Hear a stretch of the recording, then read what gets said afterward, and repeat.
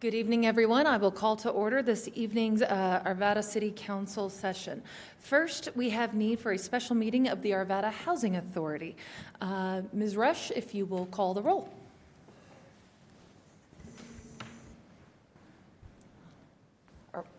Sorry, apologies. Try to get my jacket off. First, I need a motion to open the Arvada Housing Authority. So moved. All right, all in favor? Aye. Aye. Buttons are live.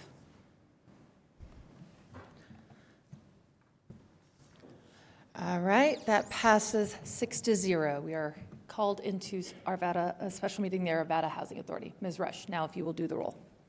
Chairman Simpson. Here. Chairman Pro Tem Mormon. Here. Commissioner Ambrose. Here. Commissioner Davis.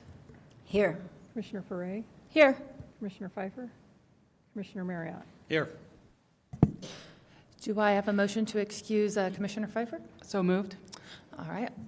All in favor? That passes 6-0. Commissioner Pfeiffer is excused. All right, thank you so much. And next, we have the reading and approval of minutes of the special meeting dated December 18th, 2023. Were there any council edits or corrections? Seeing none, those stand approved. I will now open the public comment portion of the special meeting of the Arvada Housing Authority. Do we have it, Ms. Rush, do we have any that are here for this meeting? Seeing none, we will close the public comment and open it up to new business. We have one item of business this evening, that is R-HA-24-01, a resolution authorizing assignment to the Colorado Housing and Financing Authority of a private activity bond allocation of the Arvada Housing Authority pursuant to the Colorado Private Activity Bond Ceiling Allocation Act. I will turn it over to our Manager of Housing Preservation Resources, Carrie Espinoza. Thank you, Chairman Simpson and Commissioners. This agenda item is related to Marshall Point Apartments, a proposed 260-unit affordable housing project located at 52nd and Marshall in Arvada. The developer of this project, Lincoln Avenue Capital, will submit an application for 4% low-income housing tax credits to the Colorado Housing and Finance Authority, or CHFA, in April of 2024. The IRS rules governing the tax credit program require the development project to be financed with at least 50% tax-exempt bonds to qualify for tax credits. Lincoln Avenue Capital needs approximately $60 million in bonds for the Marshall Point Apartments project. In November 2023, the Arvada Housing Authority applied to the Colorado Department of Local Affairs Private Activity Bonds statewide balance. The authority was awarded $5 million in bonds for the Marshall Point Apartments project. In addition to the $5 million from the Housing Authority, Lincoln Avenue Capital successfully secured additional private activity bonds from CHFA, the City of Arvada, and the Jefferson County Jefferson County, totaling over $58 million in bonds. Your agenda packet lists the breakdown of bonds. However, there have been 2 updates since this agenda item was created. And so I just quickly want to review those amounts with you so that the board has the most updated amounts. From CHFA, that remains unchanged at $35 million. The City of Arvada 2023 private activity bonds, that remains the same at $7,422,253. Jefferson County was listed at $2 million in your packet. That is now $5 million. That is going to the Jeffco Board of County Commissioners for vote. I believe that recommendation is being made this week.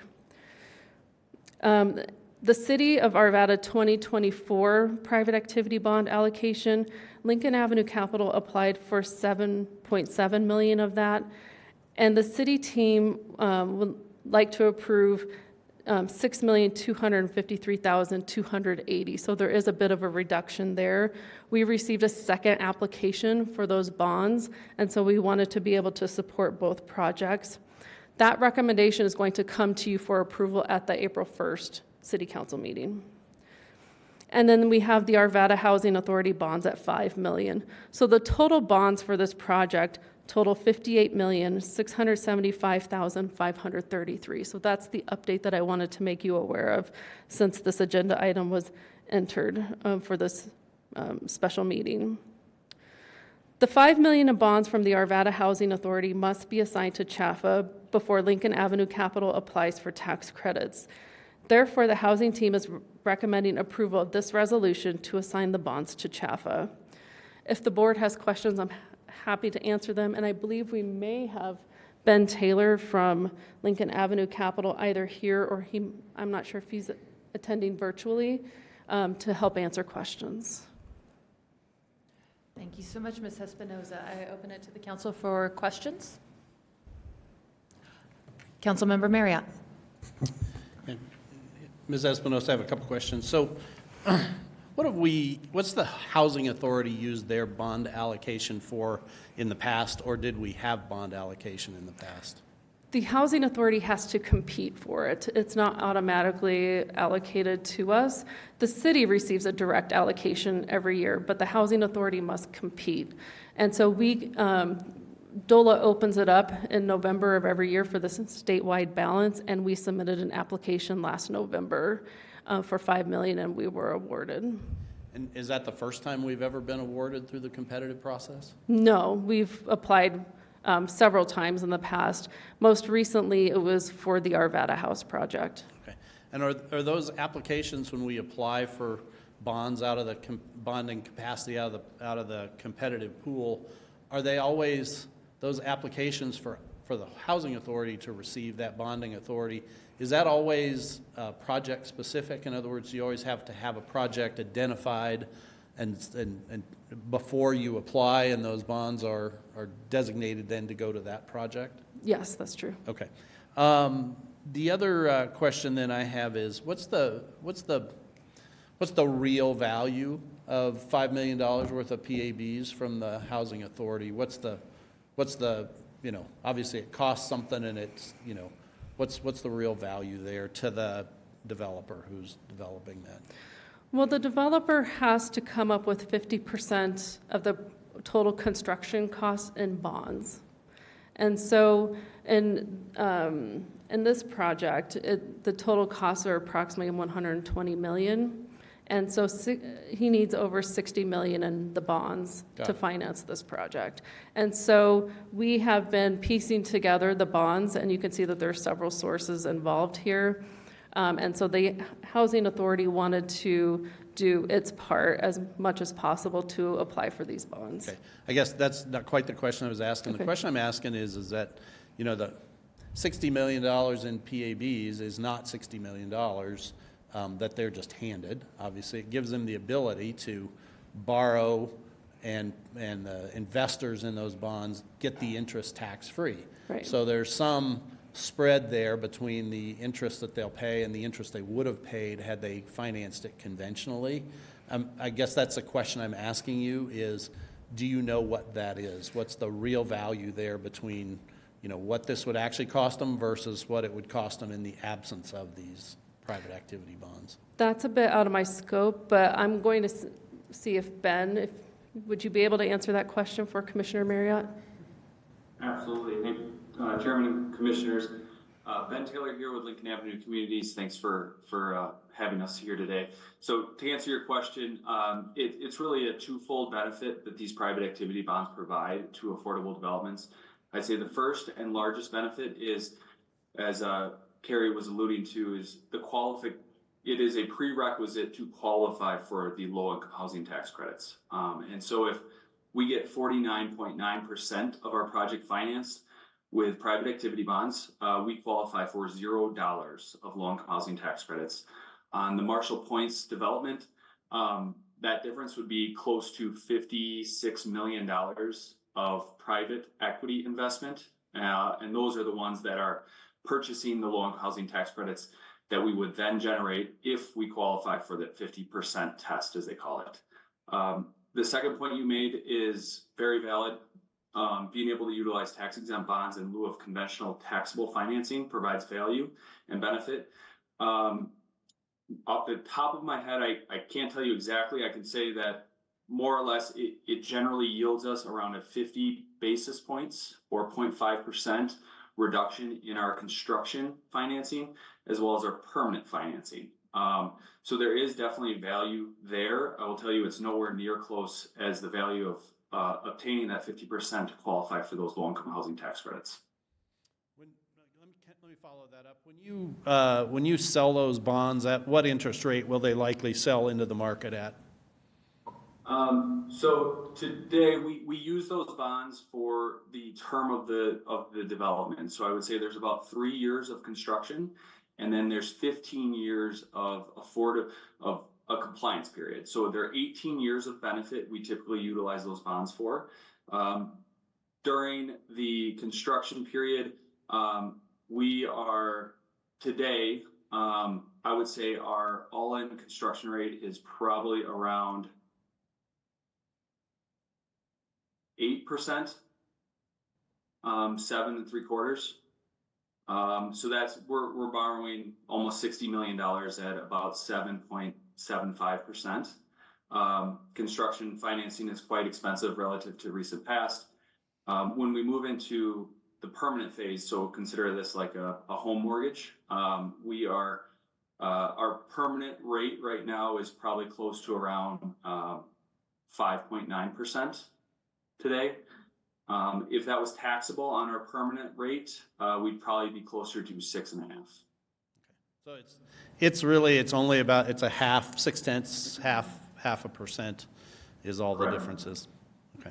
And who does the bond sale? Will you guys do the bond sale, or you've got counsel that does it? And is it done publicly, or is it a private placement? How does that go? So it's really both. And it really varies on the structure of the deals. There are really two camps, like you alluded to. There is a public offering, and then there's private placement, as we call them. Marshall Point Apartments will be a public offering.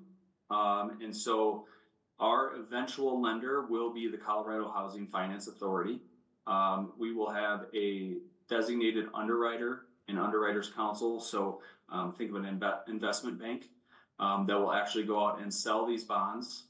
And then CHFA, Colorado Housing Finance Authority, will effectively issue a mortgage-backed security because they will guarantee loan payments to those bondholders that are public companies. A lot of times those are insurance companies, pensions, large investors with long-term horizon investment profiles.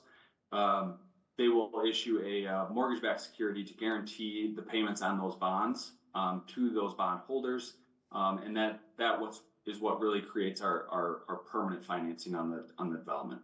Okay. Thank you. I appreciate that. Thanks for enlightening us. I just have one request, and that would be, I believe we're going to be looking at this for the city of Arvada's PAB allocation later. Am I correct about that?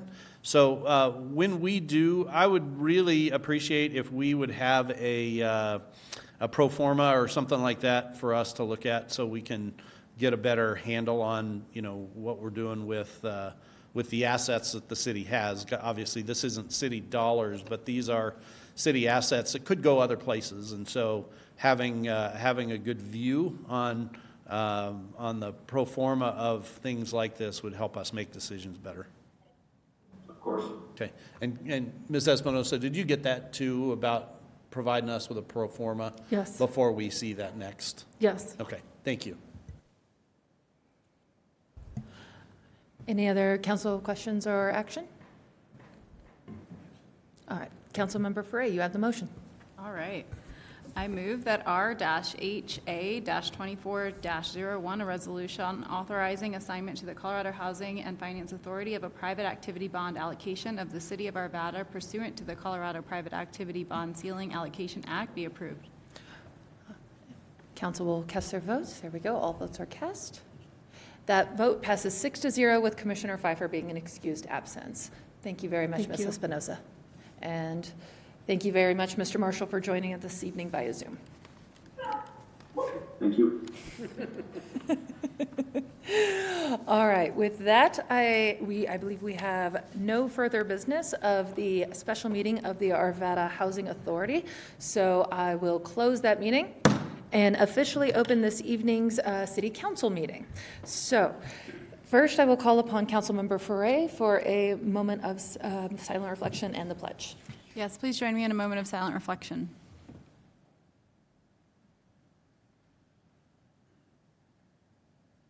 And now for the Pledge of Allegiance.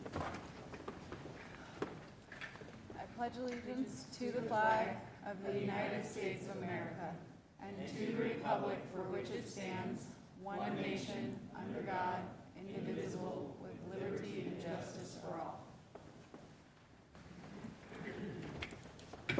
Thank you so much. Ms. Rush, if you'll do the roll call. Mayor Simpson, Here? Mayor Pro Tem Mormon, Here. Councilmember Ambrose, Here. Councilmember Davis, Here. Councilmember Foray, Here. Councilmember Pfeiffer, Councilmember Marriott. Here. I move to excuse Councilmember Pfeiffer from tonight's meeting. All right, council will cast their votes.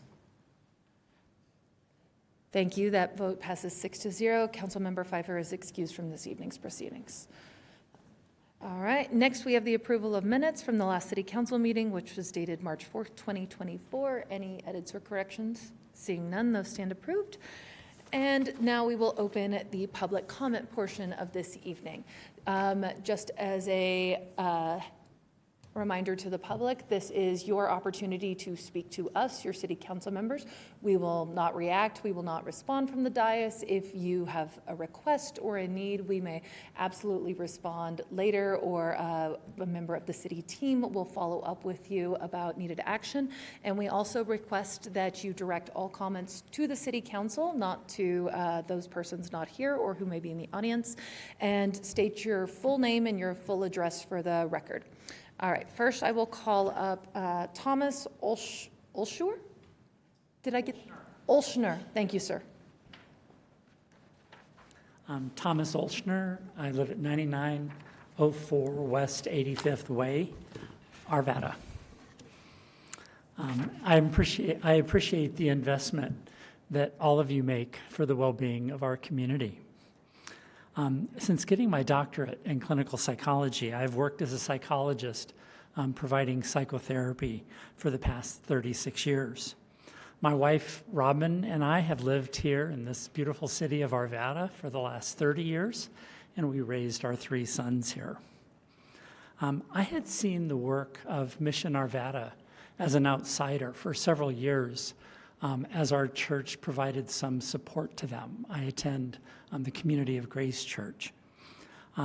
Then this last October, I began volunteering on Wednesdays, helping the 3 case managers that are there. What I witnessed is that Brzette, Vera, and Christine providing compassionate and expert help to the clients, to help clients get back on their feet. Many are helped to obtain driver's licenses, birth certificates, and Social Security cards, so they're able to apply for jobs and for housing. These case managers and volunteers help clients to write resumes, apply for jobs, get into job training programs. They enroll clients into the Denver HMIS One Home affordable housing system so they can get on appropriate wait lists for a housing voucher. They help clients find apartments or rooms to let that they can afford and help those clients move into those places off the street. In 2023, 51 unhoused clients at Mission Arvada were helped into their own permanent housing. One client that I met recently, I'll call David. David was enjoying a hot lunch, and I asked him about his experience at Mission Arvada. He explained that Mission Arvada had helped him get off the street and into his own apartment about a year before, and that now he came to Mission Arvada because he liked volunteering there and also getting a free lunch. He said that when he first came to Mission Arvada, he was completely hopeless, and he thought that he would die on the street. He described how people at Mission Arvada believed in him, encouraged him, and he just kept doing the next thing he could that he needed to do to find a place to live. He said, "I like coming here. These are my friends. I feel good about helping to keep this place clean and giving back when I can." I encourage you as the City Council to support funding for Mission Arvada whenever you have the opportunity. I believe that this organization makes our community a better place. Thank you. Thank you very much. Next, we have Mary J. Bresnahan.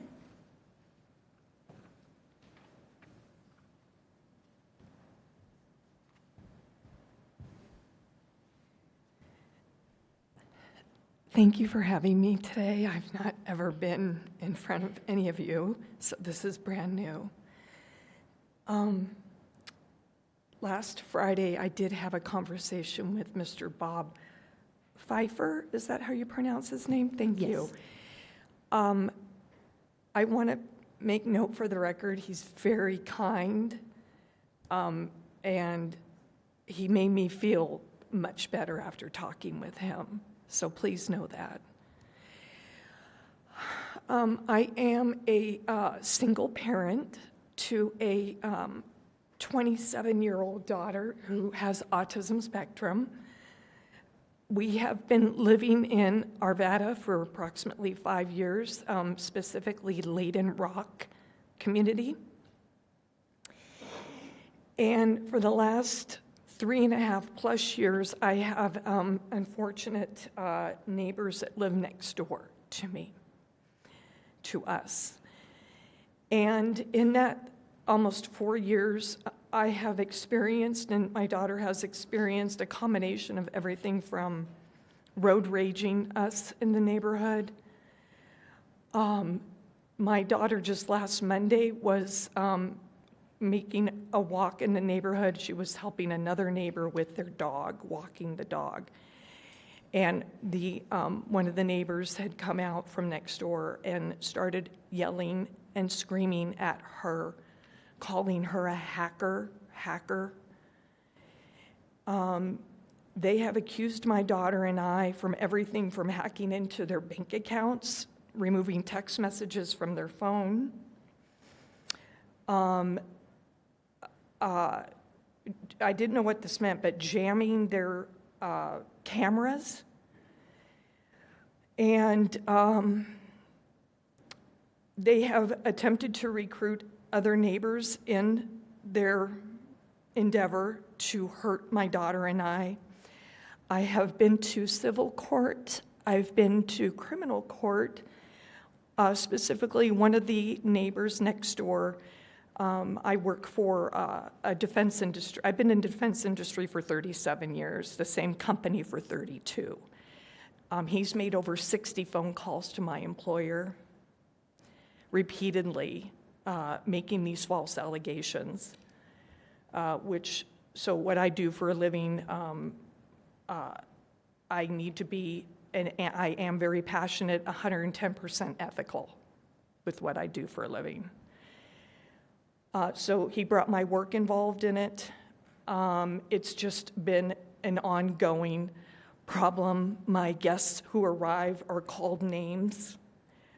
My daughter has been called, and I don't even think I'm allowed to use bad language in here, but she's been called horrible profanity names, in addition to being called ugly. And they seek her out when she's out shoveling the snow. They seek her out on her walks. One of them has been known to stalk and park his car down the street and waiting for either her or a guest to be at my home. He has taken multiple pictures, submitted them to my counterintelligence team at my company. And it's been a long, long haul, many police reports, and I need some help. Okay. And that's why I'm here today. And Mr. Pfeiffer, I know he's not with us today, but he is expecting an email from me to let him know what's been going on, because I need some help. Okay. And thank you for listening. Okay. Thank you very much for coming and talking to us this evening. I'm sure our team will be in touch. Okay, thank you. Is there anyone in council chambers this evening who would like to speak to us? Seeing none, Ms. Rush, none on Zoom? Then I will close the public comment portion of this evening's proceedings. Next, I will open the new business portion, and we have a consent agenda. We have 6 items on the consent agenda, so I ask those viewing to bear with me as I read rather quickly. First item on the consent agenda is R24-026, a resolution authorizing an agreement by and between the City of Arvada and Hallmark, Inc. for Grandview Bridge Repair, project number 23-BR-04, in an amount not to exceed $602,654. Next is R24-027, a resolution authorizing an agreement between the City of Arvada and Colorado Designscapes, Inc. for construction of the Marge Roberts Park and Playground renovations, CSB 24-VCN-009, in an amount not to exceed $1,591,486. R24-028, a resolution merging the City of Arvada Executive Defined Contribution Retirement Plan into the City of Arvada Retirement Plan and amending and restating the City of Arvada Retirement Plan. R24-029, a resolution authorizing Amendment Number 1 to an agreement by and between the City of Arvada and AGL Construction Company for services related to the Utility Service Line Investigation and Replacement Project. Award Phase 2 services to AGL Construction Company, thereby increasing the contract total to an amount not to exceed $2 million for all services. R24-030, a resolution authorizing assignment to the Colorado Housing and Finance Authority of a private activity bond allocation of the City of Arvada pursuant to the Colorado Private Activity Bond Ceiling Allocation Act. Finally, we have R24-031, a resolution authorizing the submission of a grant application to the Colorado Department of Local Affairs for the Marshall Point Apartments projects. Councilmember Foray? All right, I will make the motion. Go for it. I move that R24-026 through R24-031 be approved. All votes are cast. That passes 6-0 with Councilmember Pfeiffer being an excused absence. All right, thank you. Next, we will move into our resolutions. We will kick it off with R24-032, a resolution authorizing Amendment Number 1 to an intergovernmental agreement among City of Wheat Ridge and City of Arvada regarding roadway improvements in the Wheat Ridge Ward Road Station area. Ms. Gillis? Good evening. I'll take this Oh. one. Jacqueline Rhodes, Director of Public Works. City Council action is requested to authorize the approval of an extension of the intergovernmental agreement between the City of Arvada and the City of Wheat Ridge to provide partial reimbursement for the construction costs for street improvements on West 52nd Avenue between Ward Road and Tabor Street and on Ridge Road between Tabor Street and the city boundary. The IGA authorized Wheat Ridge as the lead agency and project manager for the design, construction, and project management of the street improvements project. Coordination between the cities and CDOT delayed the project before construction began. The purpose of Amendment 1 is to extend the term of the agreement through July 1st, 2024, thereby allowing continued collaboration with Wheat Ridge for the roadway improvements. The Arvada team recommends that City Council approve R24-032, a resolution authorizing Amendment 1 to an intergovernmental agreement among the City of Wheat Ridge and the City of Arvada regarding roadway improvements in the Wheat Ridge Ward Road Station area. Thank you very much. Open it to council questions or action. Yep. Councilmember Frey, motion's all yours.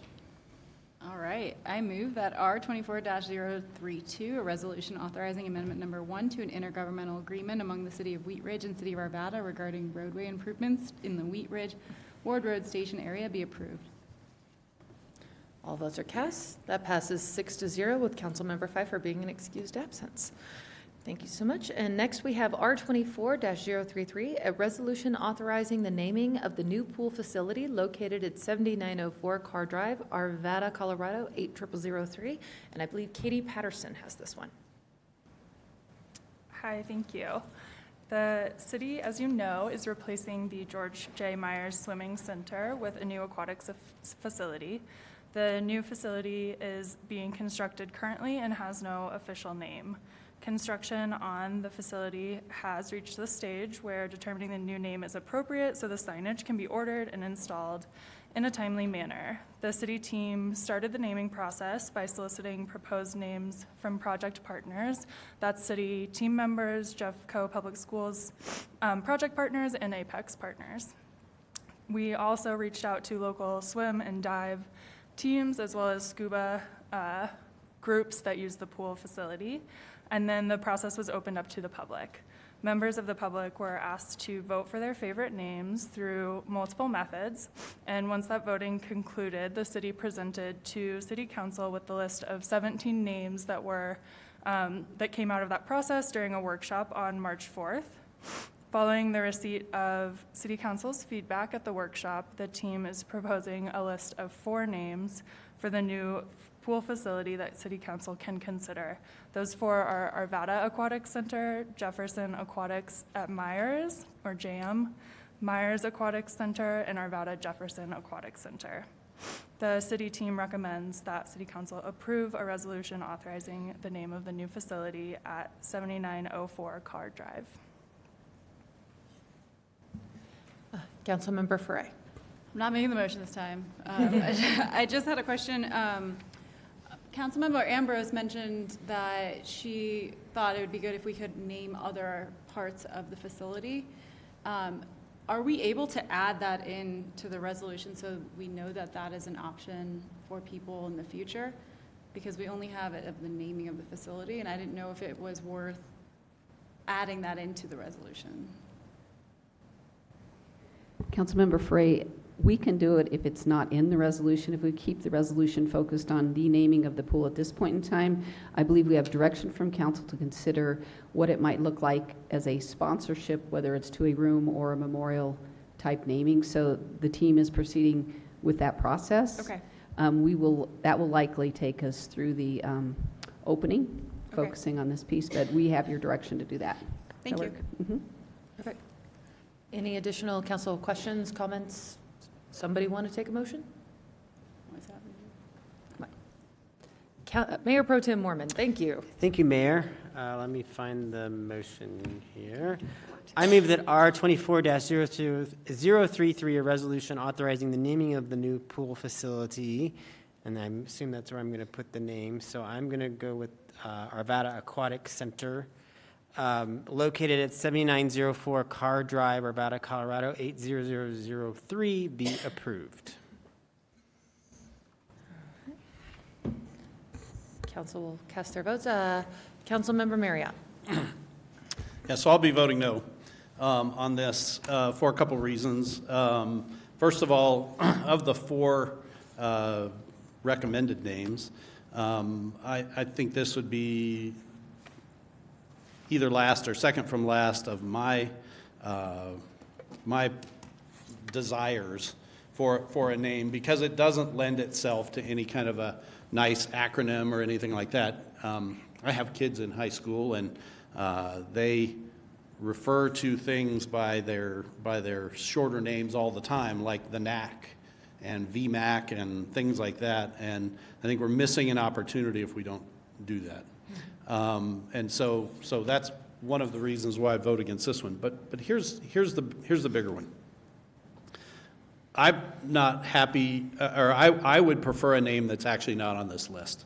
As a kid growing up here in Arvada in the 1960s and 1970s, I swam in the Arvada swim program. Now, I was never that good. I didn't swim in high school. I wasn't good enough to do that, and I certainly didn't swim in college.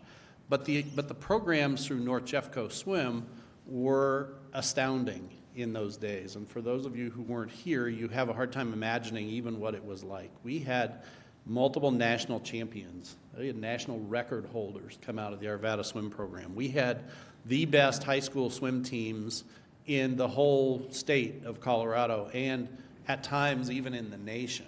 We had multiple student athletes get scholarships to swim in college. College All-Americans who swam at the North Jeffco program.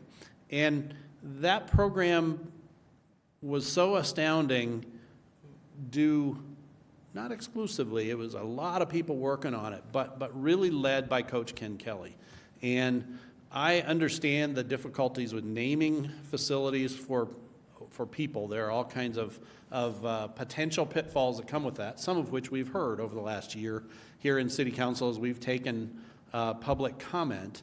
But I also think that particularly the contribution that Ken Kelly made to Arvada swimming, to North Jeffco swimming, to this region is so significant, it really transcends that.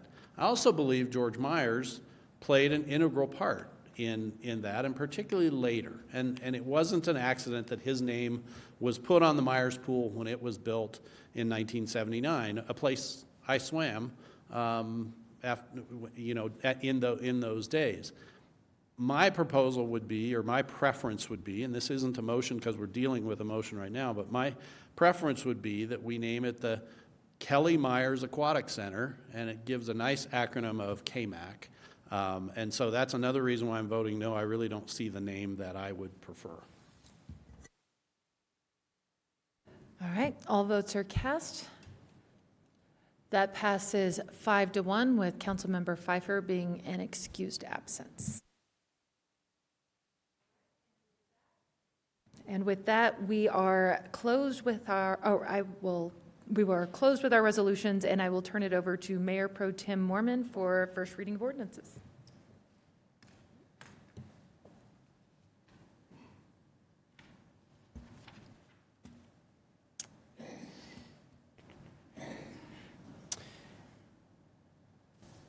I move that CB 24-004, an ordinance amending the cable television franchise agreement between the City of Arvada and TDS Baja BAJA Broadband Service, LLC, to extend the term of the franchise until July 31st, 2025, be approved on first reading, order published in full, and public hearing set for April 1st, 2024 at 6:15 p.m. Councilmember Ambrose, if you will vote. It's okay. All right, that passes 6-0 with Councilmember Pfeiffer being an excused absence. We have no public hearings this evening, so next I will turn it over to the team for our workshop, which is going to be on diversity, equity, and inclusion update, the assessment of our city services. Deputy City Manager Linda Haley. Hi, good evening, City Council. Thank you for your time this evening. I am honored to represent our team that's been working diligently on diversity, equity, and inclusion. And as you'll note in our title, we have added accessibility. This is an update regarding the assessment to our city services that we've been conducting over the last year. And as you all know, accessibility is a key piece of this work. You mentioned it yourselves during your recent City Council strategic planning retreat. One of your success factors, if I recall, is accessibility of our services, inclusion, as well as equity. You've also mentioned it in our livability and having a vibrant place to live, that all of our residents should have equal access to our services. So we felt it was important as a city team to elevate that word and make that part of what we're referring to from now on as we move forward in this work. So diversity, equity, inclusion, and accessibility, DEI and A.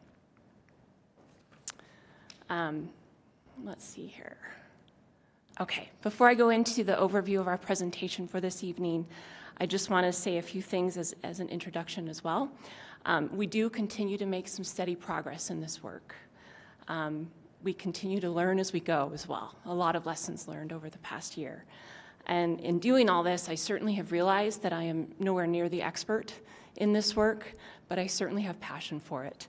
And I also appreciate the importance of this work, and as a local government, the importance of our role in ensuring that we do this well and that we do it right.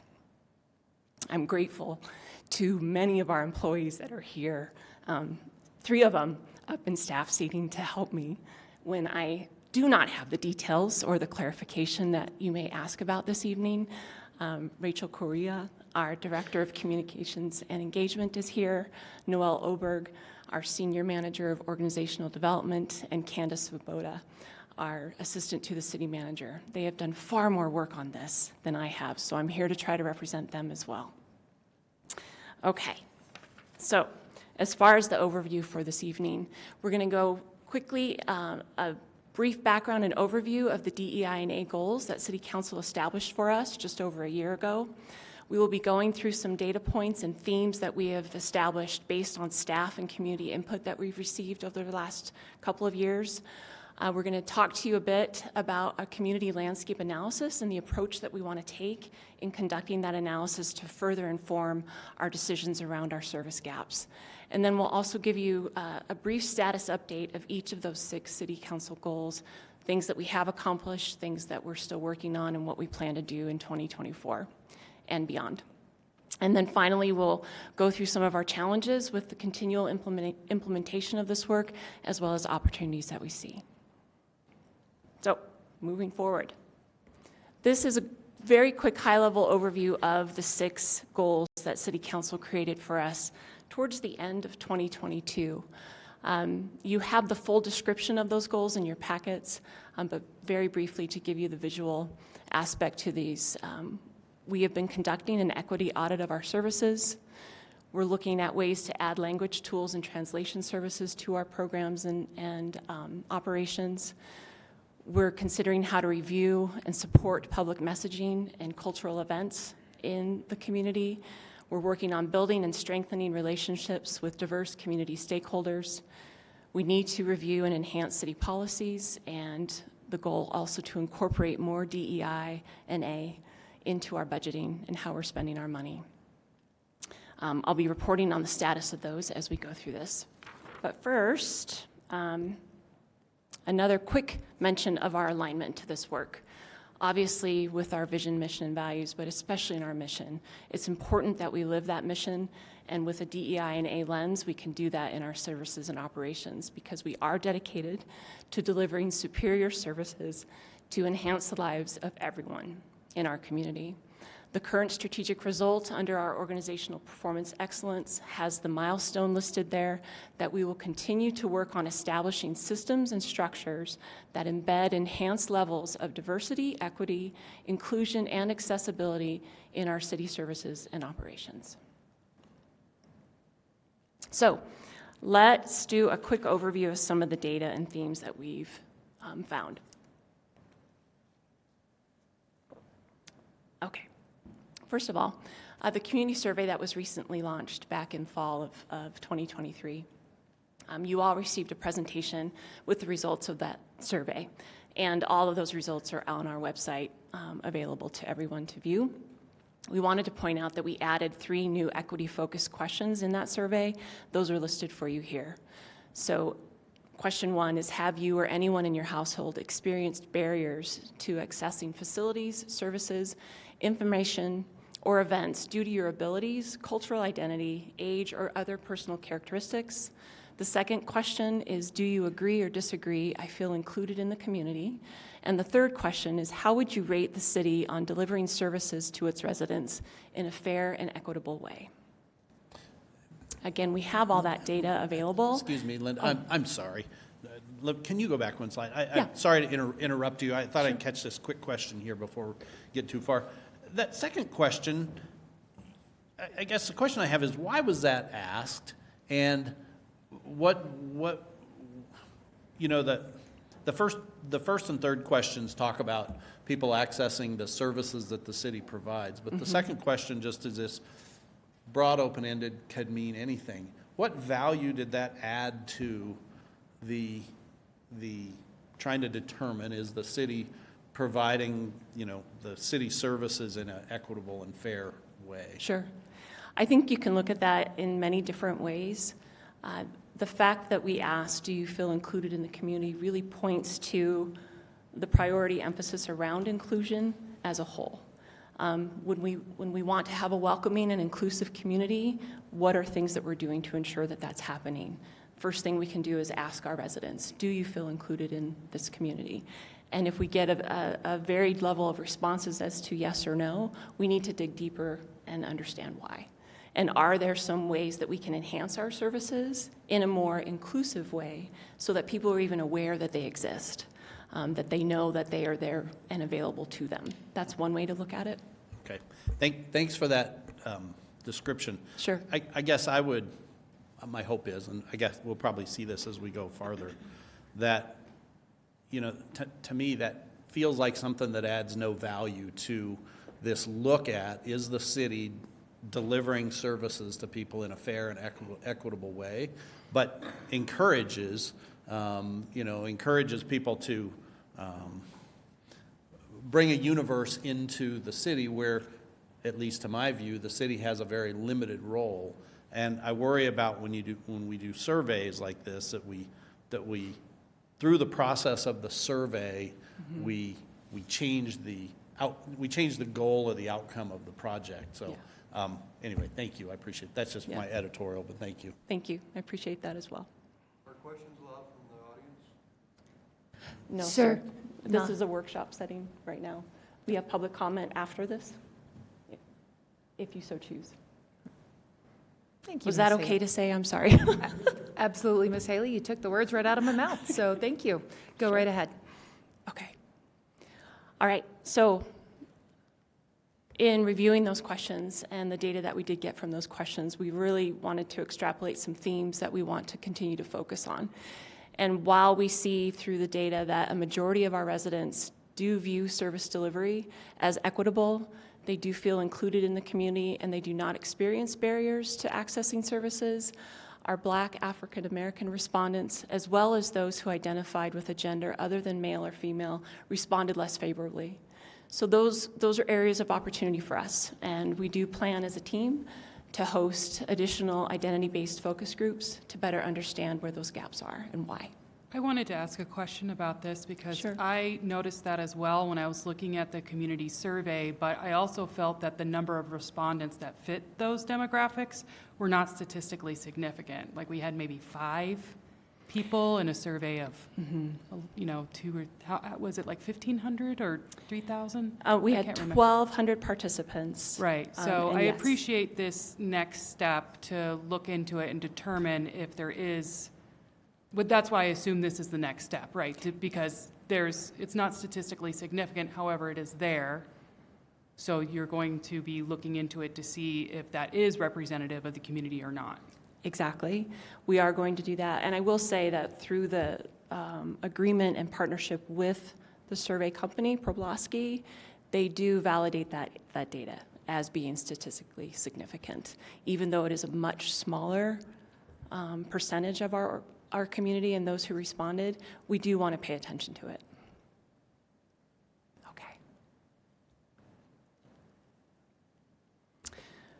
We contracted with MGT Consulting this year to do an assessment of our city services, and we were able to get some feedback from our staff. We did do an internally focused assessment that included focus groups with employees. It included a survey that 430 of our employees responded to, and it also included one-on-one interviews with department heads. We were able to gather general feedback that includes the following. We can see that we have a lot of opportunity here. Our employees want to feel like they're clearly communicated with and that we do clearly communicate our commitment to this work as an organization. We want to ensure that we're developing goals and benchmarks across work systems that are aligned to a common strategy. We want to ensure that we're expanding educational opportunities for our employees, establishing more feedback mechanisms for employees and opportunities for shared decision-making, and enhancing recruitment and onboarding processes to attract and retain a diverse workforce.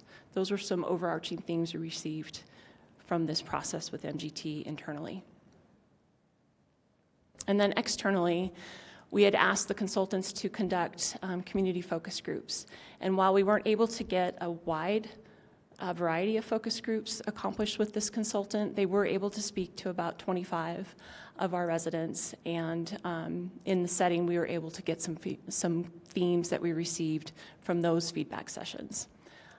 Our community has told us that they would prefer we develop opportunities for minority-owned businesses and business owners, that we identify ways to diversify our boards and commissions, invest in physical and digital accessibility and language access, and evolve our community engagement and communication strategy to leverage input by underrepresented community members.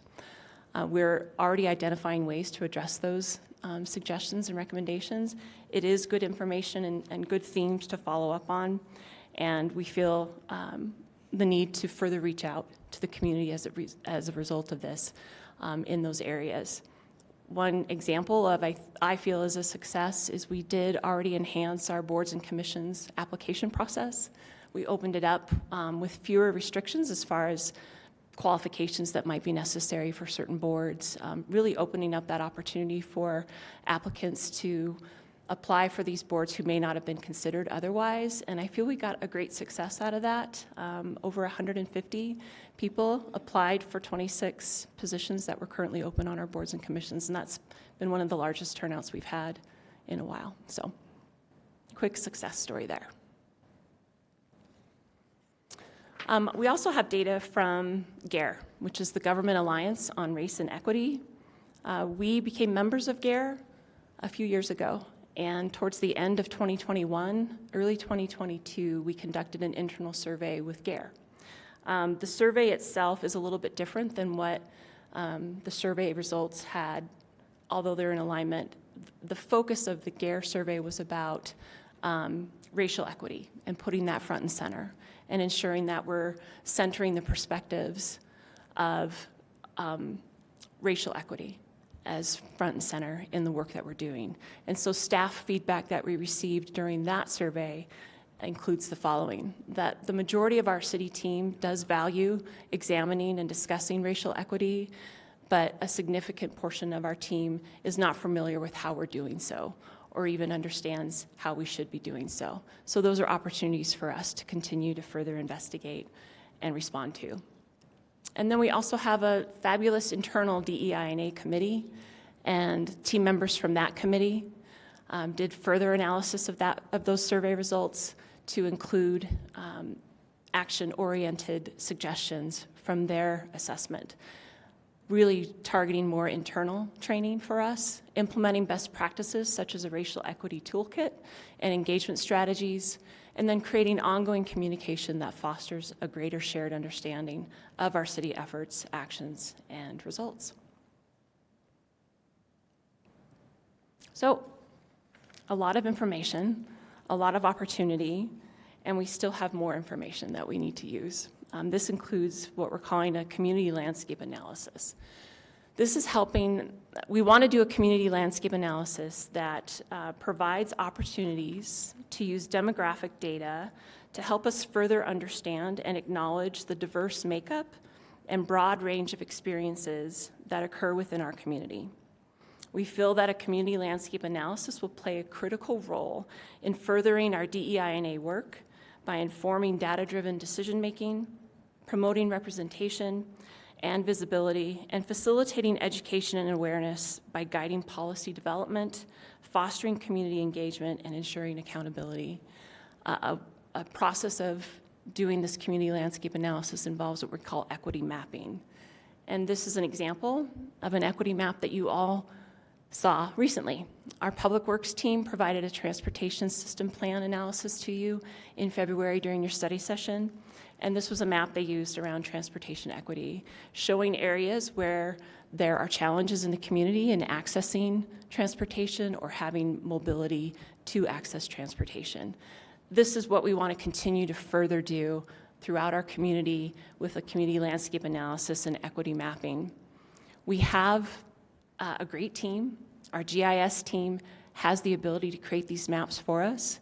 We use census data, all other types of data that's already readily available to us, with the opportunity to create more informed decision-making based on the demographic data that we're able to gather by using this equity mapping. So examples of those indicators that we're considering using include things like income levels, unemployment, housing burden, vehicle access, educational attainment, age, race, ethnicity, disability, language barriers. All of those are opportunities for us to consider using.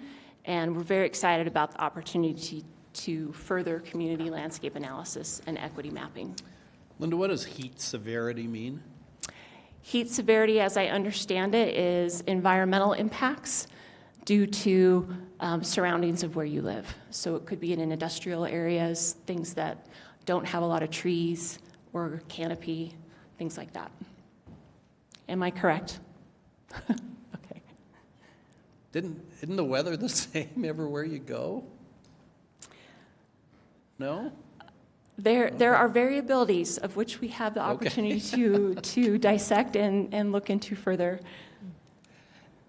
Mr. Marriott, I think it might pertain to green space versus a concrete jungle where the heat tends to densify because there's less green space to be able to absorb it. So it could be related to access to parks, trees, et cetera. Thank you, Mayor Simpson. That's what I tried to explain, but wasn't as articulate. Okay. All right. So, as I mentioned, I wanted to give you an overview of our progress towards meeting your council goals. The first one is our equity audit of services, things that we've completed and are continuing to work on an ongoing effort. And we do have city teams across the organization that are researching how to advance racial equity in their work by using best practice models. Our parks team is currently using the National Recreation and Parks Association Parks for Inclusion template. This is a nationally recognized piece of work that allows our team to use proven methods and tactics to ensure that as they're planning for parks or maintaining parks or updating parks, that they're doing it with this equity lens to ensure equitable access and service delivery. We're going to continue to do that across teams. And what's next for us as far as this goal is continuing to strategize how we implement these staff suggestions and continue a review of our service processes and procedures related to community priorities. Council goal number 2, language tools and translations. We do have translation services available in all of our courts and police services, as well as closed captioning for the council meeting that we're at, and have been doing that for quite some time, but we're working on enhancing the accuracy of closed captioning for these types of meetings and other public types of services. Larger font and print for our Arvada report for the visually impaired, other hearing devices for the hearing impaired, things like that to establish more accessibility of our services and the information we're sharing. We are working on a digital accessibility plan. We need to respond to state law that requires digital accessibility, and we have been doing so for a while now, but it's also the right thing to do, ensuring that our documents are accessible. People with disability have the ability to read it just like anyone else would. Exploring language access services continues to be a priority, and offering inclusive customer service training for our staff. The third goal is public messaging and events. How are we supporting cultural celebrations, other events, things that not only we sponsor, but we want to support in the community to increase awareness of the diversity and opportunities within our community. So current community events such as the annual Winterfest, which was just last month, we work hard to promote on behalf of our Festivals Commission. We also have our Neighbors Connected program, our Neighborhood Engagement Coordinator I'll speak a little bit more about in the next goal. Doing some really great work and outreach with community partners. We want to continue to enhance our public messaging and engagement opportunities. We have a new online Speak Up Arvada platform. We currently join the Jefferson County Inclusion, Diversity, Equity, and Accessibility Advisory Commission. We're also considering other potential partnerships with Adams County and the City of Westminster through the DEI work that they're working on.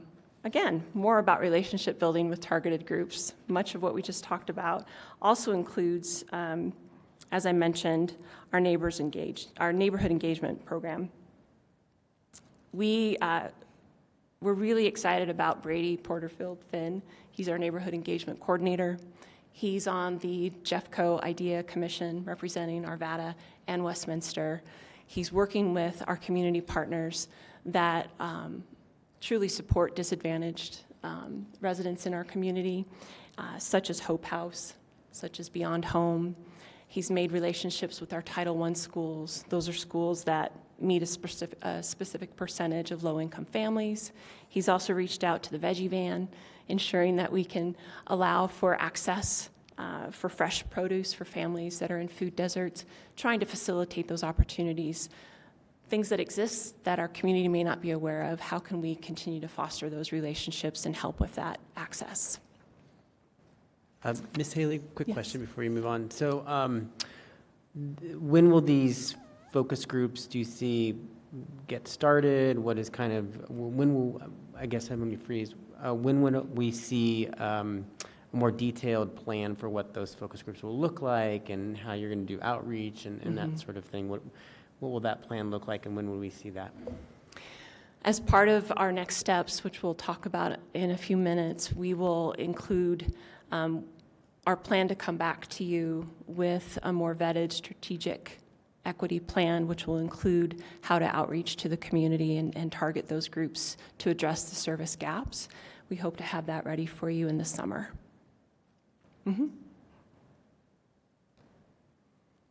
Council Goal 5 is reviewing and enhancing our policies. Completed efforts include the Human Resources team did conduct a policy review with HR Shop, which is a consultant, just in January, looking for language opportunities to ensure that,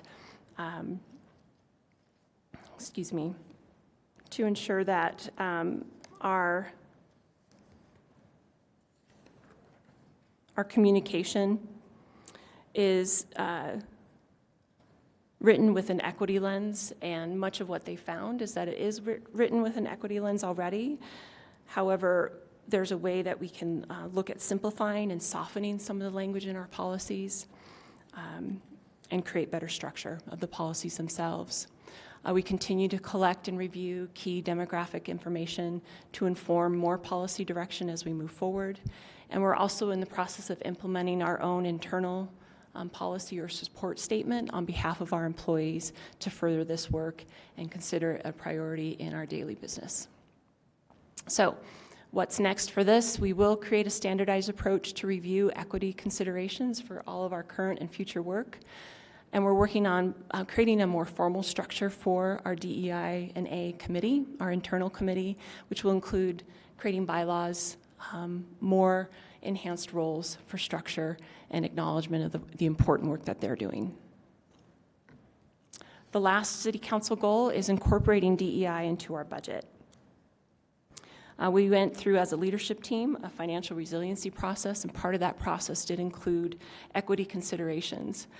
From that, and as we consider doing the equity mapping work, what kind of metrics can we create to help ensure that we're spending our money wisely and equitably, and that we're spreading the costs of doing our business in an equitable way across the community?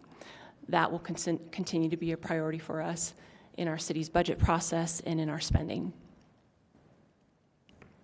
So, with all that, as we said, we're excited. We have a really eager team of employees that are dedicated to this work, and we will be furthering this. It doesn't come without challenges, however.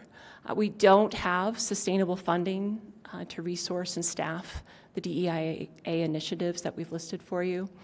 We will find a way to make it happen, and we'll be addressing more of this challenge as we go through our budget process upcoming.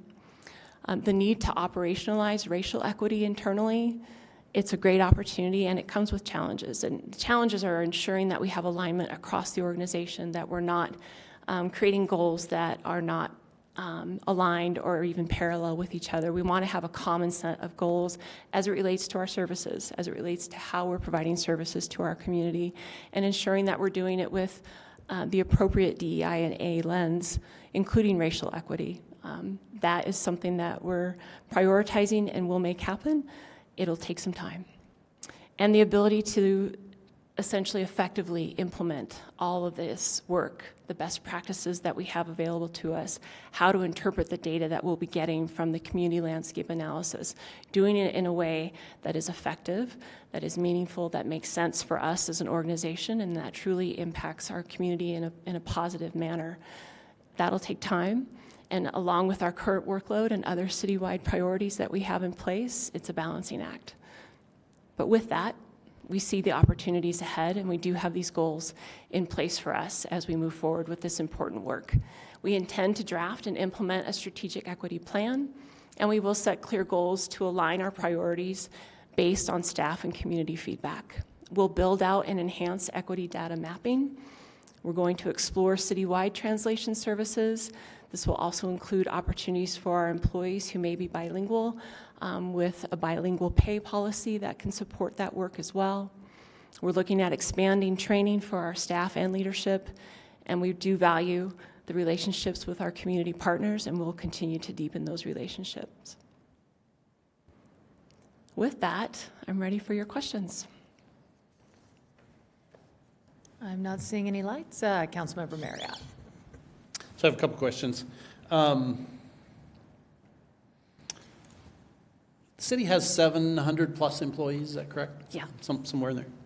And I'm sure since we're doing this, it's probably been looked at. How much less diverse is the city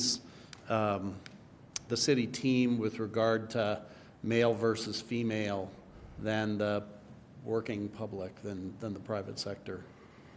I don't have that data readily. Or is the city less diverse than the private sector? It's a great question, Councilmember Marriott. I don't have that data readily available, but I can find out for you.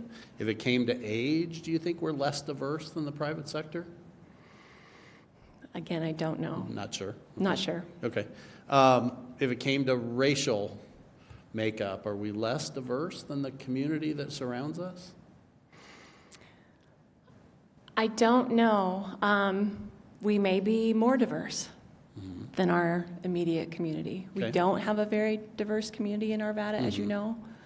Again, I can find that data for you. Right. Okay. We absolutely do have that data, so I appreciate Linda. Sure. Yeah, I wanting just to don't provide have the it She readily just doesn't available. have it here, but we have been, and the committee's looked at that in detail. We look at that for recruiting practices. We look at for writing policies for our pay equity. So we can get that information easily for you. Do you happen to know, are we less diverse or more diverse than the community we serve?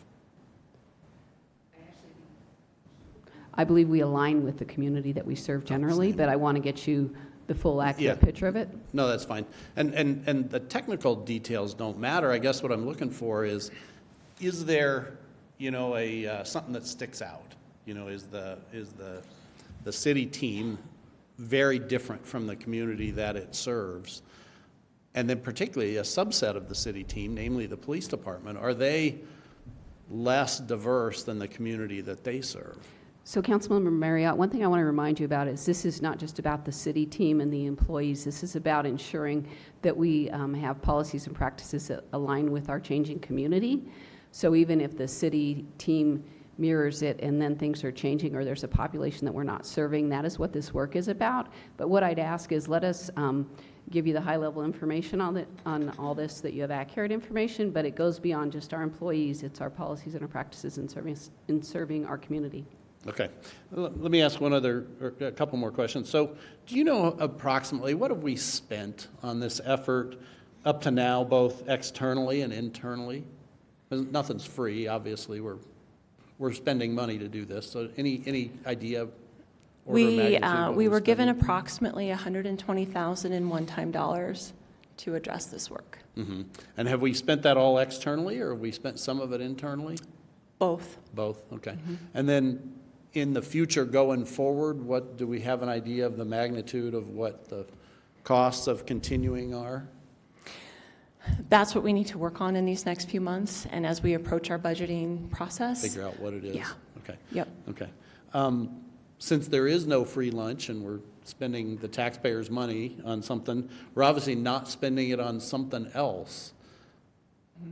What's the process? How do we determine, is this the best use for those tax dollars versus something else? Because obviously there's a number of things we're not spending money on, and we're spending money here.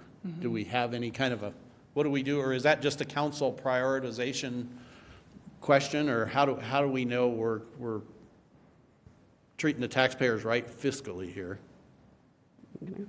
We will evaluate this through the budget process with other priorities. When we look at the City Council's strategic plan and accomplishing those in individual results, this will be part of it, and it will be called out in the proposed budget. So you'll see that it will be weighed with other priorities and also with our organizational development priorities. So it's not just a given. Like every other budget commitment we make, we evaluate the value. Okay, thank you. Councilmember Ambrose. I'm hoping that as part of the equity audit, that this issue will be addressed, because there's statistics like this article from Forbes saying that American private companies lose $1 trillion by not addressing issues of discrimination in these ways, in terms of recruitment and retention and all kinds of things. So I hope that when you put the money amount that we are spending about it, also the amount that it would cost us to do nothing. Thank you. Councilmember Davis. Thank you, Mayor, and thank you, Ms. Haley, for this work. I think it's very important, and I appreciate the work that the city staff has done from top to bottom, so that's exciting. Too often I heard that there are 2 Arvadas, and actually there's probably 3 or 4 Arvadas right now, that I'm hoping through this work that we'll actually make one Arvada, and that we don't have these disparagements between those who have and it's perceived that somebody's getting something that I'm not getting. I think the number one example I have of most recent, I was at a community meeting up in the Northwest Arvada area, and they thought that they weren't getting some services that the Southeast was getting, Southeast Arvada was getting. And I thought that was just very, I smiled a lot at that, because it's the exact opposite if you go to the southeast part of Arvada. So what I'm seeing here is it's going to be operations, whether it's snow removal, streetscape, that type of thing, but also changing language in some of our written policies and procedures. As a matter of fact, I read the other day that it says, at the mayor's will, he will do something. It doesn't suggest that we might have a female mayor. So I can see where this, from the details on paper to what people can see, this work is important. It's not just about, race. And toward the end, it'll just become rote. It'll just be what we do. Thank you. Thank you. Thank you, Councilmember Davis. I see no more lights. Thank you so much, Ms. Haley. Thank you. Next, I will open the second portion of public comment. This is the 5-minute portion of this evening. We have no one signed up. Is there anyone in chambers who would like to? Yes, sir. Yes, please come up here, and I'll ask you to give your full name and your address. And like I gave instruction earlier, please keep comments focused to us, your representatives. Okay, my name is Tom Ulrich, 6219 Brooks Drive, Arvada, Colorado. 2 things. On that survey, that 1,200 survey, that people that person just did, who did they survey? Did they go outside of King Soopers and just survey everybody? Did they survey homeowners? Did they go to the southeast Arvada, or did they go to northwest? So that makes a big difference where that survey came from. And is that legal people that own homes, or did you talk to illegal immigrants also? Number 2, are we going for affirmative action here, like United Airlines? They have to have 40% female pilots, 30% black pilots. Is that the purpose of all this, to get affirmative action? Are we going to have percentage-wise? I run a business. I'm sure as heck this racial thing is overblown to me. I don't know. And I've lived in Arvada for 25 years. Okay? And as far as translation, I can see deaf people and, people that can't, I'm not trying to be politically correct, but people that can't see or something, they need translation. But aren't United States citizens supposed to be able to speak English? Isn't that a requirement to be a United States citizen? It used to be.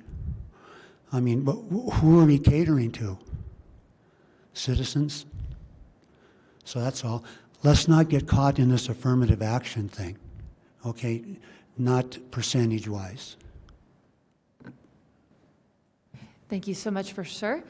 The other gentleman would like to come up, I believe.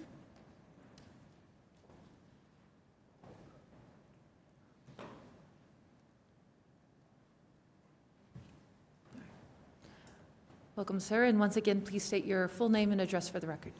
Eric C. Myers, Myers, 6335 West 71st Place. So I kind of echo a lot of what he was saying, but I really, for my first time here, observing what I witnessed, I have a real simple solution, and it's called common sense.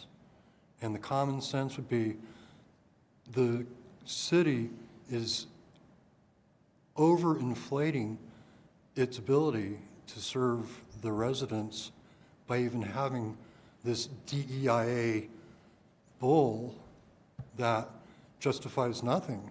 It's creating a problem where there isn't a problem existing. You know, I spent 10 years teaching conversational English to international students. You know, they show initiative to want to learn to speak English. You know, and what I hear about who's the target that they're catering to with this IDIA thing, they're looking for a problem, they're looking for a target group, and they're not really looking at incorporating and including people to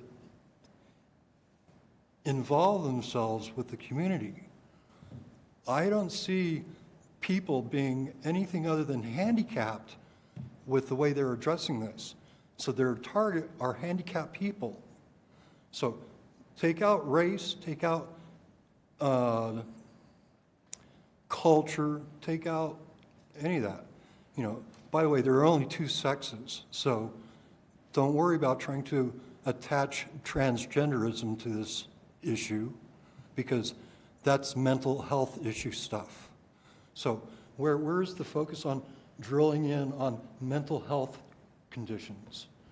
You know, the other thing is, with common sense, you're overlooking the bedrock to a culture, and that's the churches. You know, the churches are where you need to direct people that are in need. You know, and if somebody's here illegally, they need to find the border they came from and crossed illegally and get back over it. And in regards to assimilating into our culture, you aren't going to have pockets of handicapped, disproportionated, excluded people. They'll be included as they show initiative to get involved. And you know what?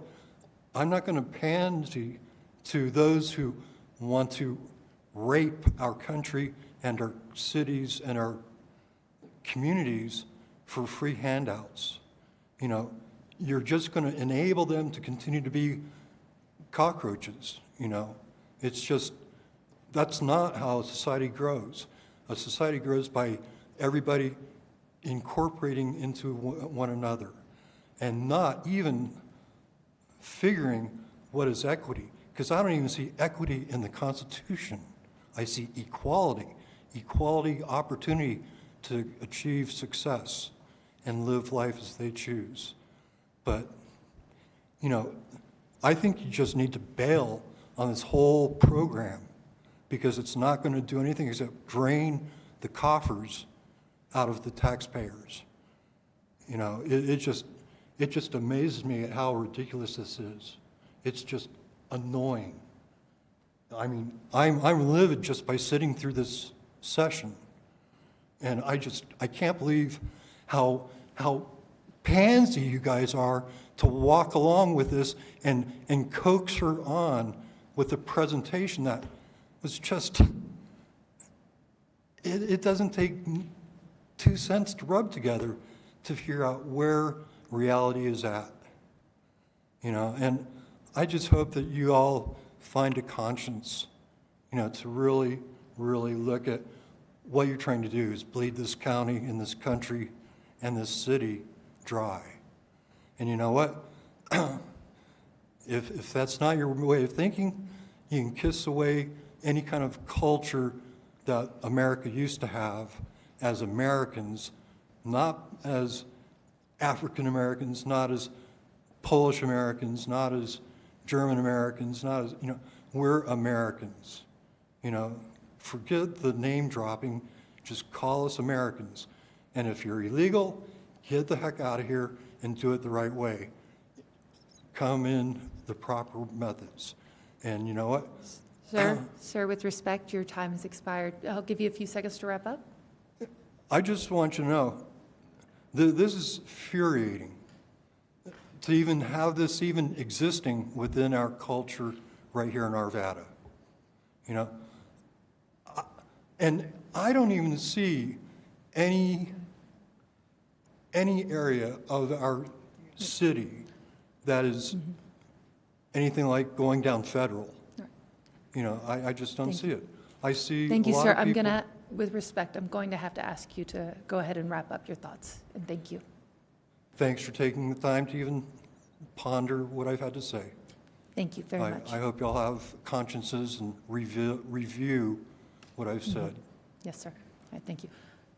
Yes, sir. Full name and address for the record, please.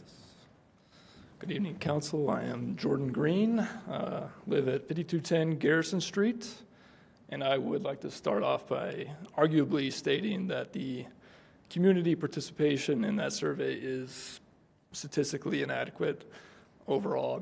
1% of the population is not good, but I understand the city did a pretty good job with outreach and advertising that survey, so I actually blame more so the residents in that participation. Anyway, and I'm going to start off by saying, after that, I'm afraid I'm at some level too late at participating, learning, and caring about local government, but want to finally, as I've been sitting here for the last several months, listening and watching in, provide some input anyway. The current state of the world is daunting. We have immigration, wars in Ukraine and Israel, mental health, mass shootings, climate, homeless, affordable housing, inflation, higher grocery bills, daycare, car maintenance, among other variables. Then there's increased water rates, aging infrastructure, staffing shortages, road safety, and school closures, to name just a few. That's quite the burden some people put on themselves and you all to address. But then again, you signed up for it. And as a resident being top of the org chart, I now consider it my job to challenge you all to perform at the highest level, making the best decisions for the entire community. Now, some of the issues I just stated are out of our control, but most are forced upon us and impacted by the decisions you make, for which are long-lasting. In other words, city design has a massive impact on our everyday lives, along with the city's ability to maintain services. And you don't have the luxury of trial and error, though the last 60 years should be sufficient evidence. Every road and development project you approve is here to stay for at least the next 20 to 30 years. Roads and utility infrastructure are not assets, financially speaking. They require endless maintenance and upgrading. You can't dig up a section of road or water main and sell it to the next city over. City borders are also essentially fixed and mostly filled with the most sprawling, least efficient, and tax-burdening development pattern, forcing most people to drive to most places, being the traffic we all despise. Now, this isn't some anti-single-family housing spill or anti-car spill. I'm a hot rod guy, actually, and desire a single-family house myself, but I acknowledge that it's not a sufficient development pattern for any city. Arvada is not unique in this regard with its current design and all the issues I previously stated, as this is the same story across the U.S. Quality of life was mentioned during the last council business meeting. We all enjoy Arvada for different reasons, but that doesn't mean we should continue status quo. Let's address traffic with making alternatives to driving and allowing true mixed-use development a priority. Population growth is inevitable, and roads cannot be widened indefinitely. Let's allow kids to be independent sooner than 16 and seniors after 80. Housing First programs are great and needed, with the logic being you can't rehabilitate from the street. But considering transportation typically being the second largest item on people's budget sheet, along with the good old supply and demand, let's actually address some of the root causes of homelessness, making the financial burden of car ownership and dependency an option, and opening up the LDC and zoning to allow more housing. Keep it in mind, there are many options between single-family and 5-story complexes. Let's make historical, adaptable, mixed-use development like Old Town legal to build in most places. Every neighborhood deserves their own destinations. There's a reason why, Village of Five Parks is so popular. And shut down big box stores like Kmart's with more parking than they need aren't adding to the tax base. Hence the adaptable part. The city can be stronger and more financially productive without constantly prioritizing critical projects. Streets can be safer and quieter. People can be healthier and wealthier. Our suburban city can be improved without sacrificing quality of life. And it is my belief a more connected and stronger community can solve many problems. Lastly, I want to acknowledge Arvada having done and is doing great things, but the potential is far greater. And even though I'm set on some ideas such as safe, convenient, and reliable transportation options, I remain open to learning with a desire to help the community and city become stronger. Thank you. Thank you. Come on down. For the record, I think this is the most public comment we've ever had at 5 p.m. session, or the 5-minute session. So kudos to all of you who have stuck through the whole meeting. I appreciate your civic involvement. Joe Burns, state your full name and address, please. Hi, I'm Joe Burns. Thank you, Mayor Simpson. My address is 10340 West 84th Place. Yeah, you got to remember where that is. I wanted to apologize to the council for speaking out of turn earlier, Councilman Marriott. I thought I said it in my head, but apparently it came out aloud. Yes, there is a difference in temperature across all of our city, as well as various and sundry different areas. It's usually called the Island Heat Index, where you can be one part of Arvada where it could be 90 degrees, and in another part of Arvada where there are less trees, more concrete, and less tree cover, it's 100 degrees. And so what we get for our temperature is really an average of those things. When you start looking at built environment and you start looking at how we construct and build trees and where they are and how close other individuals from housing, from businesses, and that ratio to our tree canopy, it does make a difference. So, and some of us live in hotter places than others. I want to thank you to the council and to the city for actually spending money and placing a priority on diversity, equity, inclusion, and accessibility, because all of us, regardless of our gender, our culture, our race, our sexual identity, where we come from, what language we speak as a heart language, we are all looking for places that we can live, work, play, and feel like we belong. Whether we have a disability, whether we identify from different cultures than other people, it's important to know that we live in a place that we can be safe, that we can do the things that we love to do, whether that is playing outside, whether that is coming and talking to council and feeling like we're heard, whether we're out at the St. Patrick's Day parade and festivities in Old Town, or whatever we choose to do, all of us want places and spaces that we feel like we can belong, regardless of how we identify. And so I compliment the city for taking it seriously to look at how we can do this for everyone, regardless of their political beliefs, regardless of their religious beliefs, regardless of how they identify, because it's truly, truly important. So thank you. Thank you very much. Is there anyone else in chambers this evening who would like to address the council? Seeing none, Ms. Rush, do we have any on Zoom? Thank you. Seeing none, I will open it up to reports from the City Council. Councilmember Davis. Thank you, Mayor. So this past week, I attended the final girder placement of the new aquatic center. It was very exciting. We got to sign the girders, and then we got to watch them be swung up in the air with the crane.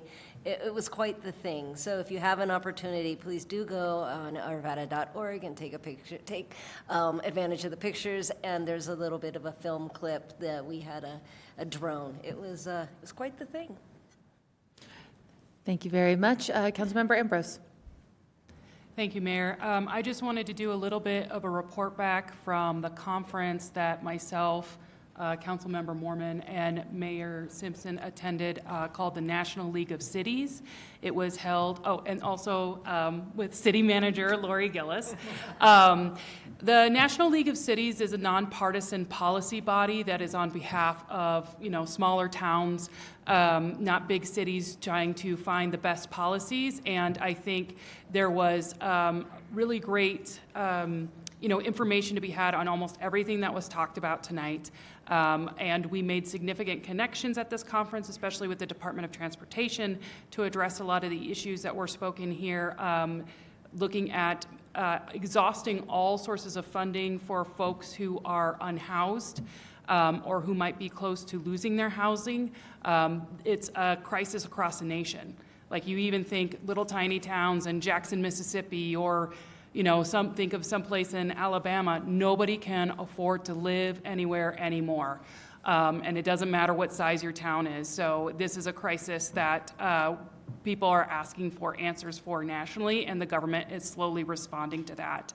And I think another great connection that we made was visiting with our elected representatives, Representative Pedersen, Senator Hickenlooper, and Senator Bennett.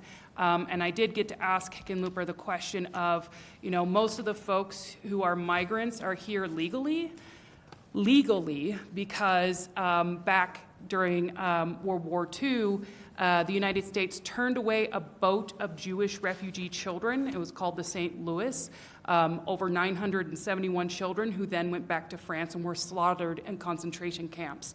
So after World War II, the United States decided to pass a law saying that anybody who comes to the border requesting amnesty should have their case processed, and we should be able to consider it based on their political situation, that is back home. And so I asked Senator Hickenlooper, given that most people are here legally and that our system federally takes 6 years on average before it hears that person who is here legally case, what do they propose for small cities to do in the meantime? And he said that all help is tied up in this border security bill, where there's things like an additional 100 immigration judges that will be able to process cases within 3 months instead of 6 years. So we're doing all we can. I think a lot of churches and the city of Denver has stepped up as much as they can to help folks who are recent arrivals. And it does put people kind of in a no man's land of that they are waiting for their amnesty hearings, and legally they can't work. So they have to be reliant on services. And as far as Arvada is considering, we don't have the resources to offer people services. So we're glad to see that the churches and larger governments like Denver are doing what they can to respond to this crisis. So able to talk to our senators directly about issues that were affecting us. We also talked with Senator Bennett about making it easier for our city to, when we receive federal funding, to be able to cut a lot of the red tape to access funds quicker and less reporting on the back end, since the most effective solutions, according to this conference that was biased towards small towns, is that when the decision-making power is given to small towns, we are the ones who are able to get solutions and get things done versus unfunded mandates from the state or federal government. So that was a little overview of our recent trip to DC, where we were able to get the latest on funding and question our senators about things that are relating to us and that will hopefully improve the lives of everybody here in Arvada. Thank you, Councilmember Ambrose. Mayor Pro Tem Mormon. Thank you, Mayor. I didn't get to say this earlier, but I do want to give a thanks to Linda Haley and the team on their work on DEI plus A, so I appreciate that a lot. My one announcement is my monthly coffee chats will be on March 29th from 2 to 4 at Sweet Bloom. And so I'd like to invite anyone who wants to come and share and talk about the city, and I will be there to listen. So thank you for that. Thank you. Councilmember Foray.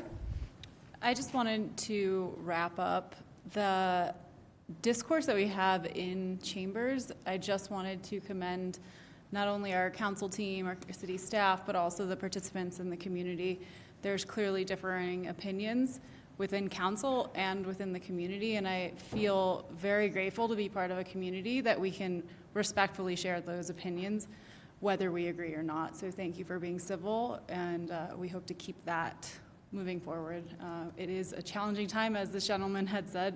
There's a lot that we are navigating, and there's no right answer, and there's no silver bullet. So thank you for sharing your thoughts, and thank you for council for, setting the example of being civil even if we disagree. So that's it. Thank you. I will absolutely second that. Thank you, all of you. With differing opinions, everybody was respectful and thoughtful and shared their true feelings. So thank you very much, everybody, for keeping it civil this evening. I have just a couple of announcements myself. The first is Saturday morning. County Commissioner Tracy Kraft-Tharp, Mayor Pro Tem of Westminster Sarah Nurmela, and myself will be having the North Jeffco Town Hall. It is Zoom, so you can be in your pajamas. So please join us. I'll have that information on my social media account. And then in addition, I wanted to just take a quick moment. Something our council has known about for a few weeks now, but hasn't been public, but it's finally become public. Our Old Town Business Improvement District, our executive director, his name is Joe. He is a absolutely wonderful human. He has been diagnosed with a very, very serious illness and is fighting for his life. His medical bills are racking up, and his family is in need. And I apologize for getting emotional, but he is my friend, and he is a friend to all of us here. So I will be sharing his fundraiser on my social media as well later tonight. And I simply want to invite all of you to take a look at that. If you care about the festivals and the charm of our community, the heart and the spirit that our Old Town has come to represent, and the dynamicism, he's been a huge part in making that a reality. He's been an integral figure. So just as somebody who has given a tremendous amount to this community, I think we can all support him in his time of need too. So with that, Ms. Gillis. Members of council, just a reminder, next Monday is a workshop. We'll be presenting quarterly bond project update and the housing strategic plan. Ms. Morris? Nothing from me, Your Honor. All right, thank you, and we are adjourned.